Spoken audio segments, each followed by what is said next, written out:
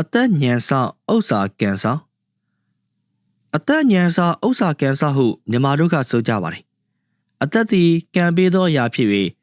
ကံတရားပေါ်မူတည်သောရှင်သန်မှုအတွက်ရှောင်ရန်ဆောင်ရန်များစွာလိုအပ်ပါတယ်ရှောင်ရန်ဆောင်ရန်ရွေးချယ်မှုမှာဉာဏ်၏အရာသာဖြစ်၍အသက်ဉာဏ်ဆောင်ဟုဆိုကြခြင်းဖြစ်တယ်အသက်ရှင်သန်မှုအတွက်အသိဉာဏ်လိုအပ်သည်ဟု၍ကျေးဇူးရှင်ဗမုခချုပ်ဆရာတော်ဘုရားကြီးကမိတ်ဆွေတော်မူခဲ့ပါတယ်ရှေးရှေးသောပညာရှိသူတော်ကောင်းတွေဟာလည်းဇီဝပညာရရက်ခေယအသက်ဉာဏ်ဆောင်ဥစ္စာကံဆောင်တယ်လို့ဆွဆုံးဖခဲ့ကြတဲ့စကားတည်းရရှိခဲ့ပါတယ်အဘယ်ကြောင့်အသက်ကိုဉာဏ်ဆောင်တာလဲဥစ္စာကိုကံဆောင်တာလဲပေါ့စာပေဖတ်ရှုလေ့လာတဲ့သူတွေသိတော့လေယနေ့ခေတ်လူငယ်အများစုကတော့သိကြလိမ့်မယ်မဟုတ်ပါအသက်ဉာဏ်ဆောင်ဆိုတဲ့နေရာမှာအသက်ရှည်ရှည်နေရအောင်ချမ်းမာနဲ့နေရအောင်အချိုအချင်းအဖန်အခါအငန်အဆက်ဆိုတဲ့အရာသာ6မျိုးတွေကမိမိနဲ့တင့်တော်မဲ့တဲ့မဲ့အစာအာဟာရတွေကိုနှီးဝဲသုံးဆောင်ရမယ်တဲ့ကိုယ်နဲ့မတည့်တဲ့စားသောက်တွေကိုရှောင်ရမယ်စီးကျယောဂရှိတဲ့သူကအချိုသွားစားရင်အသက်တူတာပေါ့တွေးတိုးရှိတဲ့သူကအငန်သွားစားရင်အသက်ပိုတူတာပေါ့အဆုတ်ယောဂရှိတဲ့သူကအေးစာသွားစားရင်အသက်ပိုတူတာပေါ့အချမ်းအပူအေးစားတဲ့ရာသီဥတုတွေကိုမှီဝဲတဲ့အခါမှာလည်းမိမိနဲ့တင့်လျော်လျှောက်ပတ်တဲ့ရာသီဥတုနဲ့မျှအောင်နေထိုင်ရပါမယ်အဲ့လိုရတာ6မျိုးမှီဝဲတင်တာကိုမှီဝဲမယ်ရှောင်ကျင်တင်တာကိုရှောင်ကျင်ပြီးတော့မိမိနဲ့တင့်တော်တဲ့ရာသီဥတုနဲ့မျှတအောင်နေမယ်ဆိုရင်အသက်ရှင်မယ်အနာရောဂါကင်းပါလိမ့်မယ်ဒါရင်မကသေးပါဘူးအသက်ရှင်ရှည်ကြမ်းမာနဲ့နေရအောင်ဒါနသီလဘာဝနာဆိုတဲ့ကုသိုလ်ကောင်းမှုတွေကိုပြုလုပ်ပြီးတော့ကုသိုလ်ကံတွေနဲ့လည်းဆက်ပေးရမယ်တဲ့အဲ့ဒီကုသိုလ်ကောင်းမှုတွေကလည်းအသက်ရှင်ကြောင်းကျမ်းမာကြောင်းဖြစ်ပါတယ်လူအများကတော့မိမိမွေးနေ့မင်္ဂလာမှာဒါနစားတဲ့ကုသိုလ်ကောင်းမှုတွေကိုပြုလုပ်ပြီးတော့ကုသိုလ်တွေနဲ့လည်းဆက်ပေးကြတာဖြစ်တယ်မွေးနေ့ရှင်တွေဟာမိမိမွေးနေ့မှာသက်ရှိကြပါအောင်ဖျားမှုရှိတဲ့တန်ဃာတော်တွေနဲ့ဓမ္မမိတ်ဆွေအပေါင်းအသင်းတွေကိုကိုကျိုးမလိုပဲစေတနာတန်နဲ့လှူဒန်းကျွမ်းမွေးအိတ်ခံကြတယ်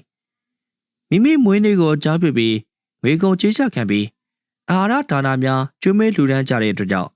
မွေးနေ့ရှင်တဲ့တကွအလူရှင်တွေဟာအလူကပုဂ္ဂိုလ်တွေကိုအလူ9မျိုးပေးလှူတာမြည်ပါတယ်တဲ့အဲ့ဒီအလူ9မျိုးကအသက်ရှည်ခြင်းအစင်းလှခြင်းကိုယ်စိတ်နှစ်ပါးချမ်းသာခြင်းခွန်အားကြီးခြင်းဉာဏ်ပညာကြီးခြင်းဆိုတဲ့အကျိုး9မျိုးကိုရနိုင်ပါတယ်အလူကပုဂ္ဂိုလ်တွေကိုမွေးနေ့အကြောင်းပြုပြီးအလူ9မျိုးကိုပေးလှူတဲ့အတွက်ကြောင့်တာတိတံပါကံစနေတိတူသောအကျိုးကိုခံစားရမယ်ဆိုတဲ့အတိုင်းမွေးနေ့ရှင်အလူရှင်များဟာဖြစ်လျာဘဝကျင်လျာတဏှာမှာလူပြည်မှာပဲဖြစ်ဖြစ်နတ်ပြည်မှာပဲဖြစ်ဖြစ်သူတစ်ပါးတို့ထက်တာလွန်ပြီးတော့အသက်ရှည်ခြင်းအစင်းလာခြင်းကိုယ်စိတ်နှစ်ပါးချမ်းသာခြင်းခွန်အားကြီးခြင်းဉာဏ်ပညာကြီးခြင်းဆိုတဲ့စွန့်ကြိုး၅ပါးကိုပြန်လည်ရရှိခံစားရမှာဖြစ်ပါတယ်ဒီနေရာမှာကြောင်းဝခြင်းလို့ကိမှုအကြီးကြီးတွေမှာလက်ဆောင်တွေအများကြီးရပါစေဆိုပြီးမျှော်လင့်ချက်နဲ့ကျူးမိတာကတော့စင်ကြယ်သောအလှမဖြစ်၍အကျိုးတရား၅ပါးလဲအားလုံးရနိုင်မည်မဟုတ်ပေမိမိကုသိုလ်ကိုအကြောင်းပြုပြီးကျုံမဲလူဒန်းလိုသောစိတ်စေတနာနဲ့အလိုဒါနပြုစုံပေါ်စင်များစက္ကက်ကျုံမဲလူဒန်းမှသာလျှင်အလို၅မျိုးပေးလူတာမြည်ပါသည်ဒါကြောင့်စွန့်လူဒန်းရသောအကျိုးဟာကြီးမားတာမို့မွေးနေ့မွေးရက်ကိုအကြောင်းပြုသည်ဖြစ်စေမိမိတက်နိုင်လို့ပဲဖြစ်စေတကယ်လူဒန်းကျင်လို့ပဲဖြစ်စေမတက်နိုင်လို့မိမိအိမ်ကဗုဒ္ဓရုပ်ပါတော်ကိုပဲဖြစ်စေနေ့စဉ်စွန့်လူဒန်းကြစီလိုပါတယ်ဓမ္မမိတ်ဆွေတွေကိုတခုပြောလိုတာကမိမိတို့အိမ်ကဖျားเจ้าဆောင်ကိုတော့ခန္ဓာတရဲ့ကြီးညိုပဲဖြစ်အောင်တော့အမြဲလုံဆောင်ထားတင်ပါတယ်ပြီးတော့ကြီးညိုပဲဗုဒ္ဓရုပ်ပါတော်တဆူလဲညံတော်12လက်မခက်တဆူတော့အိမ်မှာပင့်ဖိတ်ပြီးတော့ပူဇော်တင်ပါတယ်ဗုဒ္ဓဆင်းလူတော်တဆူလျင်9000ဝန်းကျင်လောက်ပဲရှိပါတယ်ဗုဒ္ဓဆင်းလူတော်ကိုမိမိအိမ်ဖျားเจ้าဆောင်မှာပင့်ဖိတ်ပြီးမျက်မြင်ကိုယ်တွေဖူးမြော်ပူဇော်ရတာဟာအင်မတန်ကြီးညိုပွေရပါစိတ်နဲ့ရည်မှန်းပြီးပူဇော်ရတာတဲ့ပိုပြီးရတာရှိပါတယ်ဒနံကံမေနပါလျေဥစ္စာကိုကံဆောင်နေတဲ့ဥစ္စာကံဆောင်ဆိုတဲ့နေရာမှာမိမိတို့တွေနေဘူးမရှာမိုးရမရှာချွေးနဲ့သွေးနဲ့ရင်းပြီးတော့နဘူးကချွေးချေမကြောင်ရှာဖွေရရှိထားတဲ့စီးပွားဥစ္စာတွေကိုကံဆိုတဲ့လုံးနဲ့ ဆောက်ရှောက်ပေးရမယ်တဲ့ကံဆိုတာကစတေနာဟံကံမံဝရာမီစေတနာကိုကံဟုငါဖျားမိန်တော်မူတယ်လို့ဟောတဲ့အတိုင်းပဲစေတနာကံပါတယ်ကံဆိုတာအလုပ်ပါပဲစေတနာကြောင့်ဖြစ်ရတဲ့ကောင်းတဲ့အလုပ်တွေကောင်းတဲ့အပြောဆိုတွေကောင်းတဲ့အကြံစီတွေဟာကောင်းတဲ့အလုပ်တွေဖြစ်တဲ့အတွက်ကောင်းတဲ့ကံတွေဖြစ်ပါတယ်အဲ့ဒီကောင်းတဲ့အလုပ်အပြောအဆိုအကြံစီတွေဟာစီးပွားဥစ္စာရရကြောင်းတည်တံ့ကြောင်းတိုးတက်ကြီးပွားကြောင်းကောင်းတဲ့အလုပ်တွေဖြစ်ပါတယ်ဒါကိုပဲကံလို့ခေါ်ပါတယ်စီးပွားဥစ္စာဆိုတာတွေကလည်းရန်သူမျိုး၅ပါးအပျော်ပါလောင်းကစားတွေကြောင့်လည်းပျက်စီးသွားနိုင်တယ်လို့မိမိတို့ပြုထားတဲ့ကုသိုလ်ကံတွေကုန်သွားလို့လည်းပျက်စီးခြင်းမျိုးစုံနဲ့ပျက်စီးသွားတတ်ပါတယ်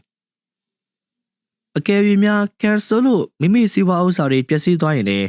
စိတ်ဆင်းရဲပြီးမနေပါနဲ့တဲ့ကံကောင်းအောင်ဘယ်လိုပြုလို့ရမလဲဆိုတာကိုမြတ်စွာဘုရားကနေပေးထားပါတယ်တေရိဘောဂနမတယေတံပါလေးတစ်အသည့်အလေးမှာဉာဏ်ပညာနဲ့ကောင်းမှုကုသိုလ်နှမျိုးသည်စိစေဥစ္စာတို့ရဲ့တရားဌာနဖြစ်ပါပေသည်တဲ့ဆိုလိုတဲ့အဓိပ္ပာယ်ကတော့စီးပွားဥစ္စာကြီးပွားတိုးတက်အောင်လုံးဝဝရိယထားပြီးတော့ကြိုးစားပြီးရှာဖွေရမယ်စားတဲ့နဲ့စီးပွားဓာတ်စာတွေအာဟာရတွေကိုလည်းစားရမယ်စုလဲစုဆောင်းထားရမယ်တဲ့ပြီးတော့မိမိတို့ရှာဖွေရရှိလာတဲ့စီးပွားဥစ္စာတွေတဲကတက်ဆွမ်းသမျှလည်းလှူဒန်းရမယ်တီလာစောက်တည်ခြင်းတမထဝိပဿနာတရားပွားများအားထုတ်ခြင်းဆိုတဲ့ကောင်းမှုပြုပြီးကုသိုလ်ကံတွေနဲ့လည်းဆက်ပြီးရမယ်တဲ့အဲ့လိုအသည့်အလိမ္မာဉာဏ်ပညာနဲ့ရှင်ပြီးတော့ရှာဖွေသုံးဆွဲကောင်းမှုကုသိုလ်တွေနဲ့ဆက်ပြီးမယ်ဆိုရင်ကံတွေကောင်းလာပြီးတော့စီးပွားဥစ္စာတွေကြီးပွားတိုးတက်လာပါလိမ့်မယ်တဲ့ဧဝံဟရောကောတုခိတောပါရဏကဝဆောအိန္ဒံအဲ့လိုအသက်ဉာဏ်ဆောက်ဥစ္စာကံဆောက်ပြီးကုသိုလ်တွေနဲ့ဆက်ပြီးမယ်ဆိုရင်အာရောဂောအနာယောဂ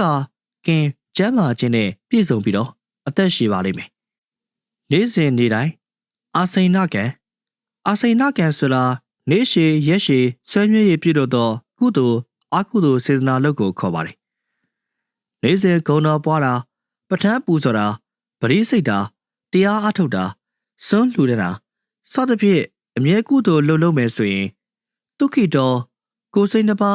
ချမ်းသာချမ်းသာပြီးစီးပွားဥစ္စာယတနာတွေတိုးတက်ကြီးဝါလာပါလိမ့်မယ်လို့ဆိုပါတယ်အာစိဏကံဆိုတာတကြင်ပြုလို့ထားတဲ့အစင်မပြတ်အောင်းမေ့သောစေတနာကံကိုခေါ်ပါတယ်အာစိဏကံဆိုတာမိမိအတွက်ဘဝတဏှာမှာအကြောင်းအထောက်ပံ့ကောင်းများဖြစ်စေရန်စိတ်ရည်တန်လျက်မပြတ်ပြုလို့လျက်ရှိသောကုသိုလ်များကိုအာစိဏကံလည်းကုသိုလ်လို့ခေါ်ပါတယ်အာစိဏကံနှမျိုးရှိပါတယ်ကုသိုလ်လှအာစိဏကံဒါနသီလဘာဝနာတို့ကိုနေ့စဉ်မပြတ်ပြုလုပ်ခြင်းနံပါတ်2အကုသိုလ်ကံအာစိဏကံနေ့စဉ်နဲ့မျှသားငါးများတပြက်ကုတ်ထရောင်းချခြင်းမူရည်ဆဲဆိုခြင်းအတင်းပြောခြင်းအကုသိုလ်အလုပ်ပြုလုပ်ခြင်းဘယ်အာစိဏကံလှုပ်လို့အကျိုးပေးတန်ပါဖြစ်ပါတယ်ကောင်းကျိုးရခြင်းရင်ကုသိုလ်ကိုအာစိဏကံဖြစ်အောင်လုပ်ပါမကောင်းကျိုးပေးမှကြောက်ရင်တော့အကုသိုလ်အာစိဏကံမလုပ်မိစေနဲ့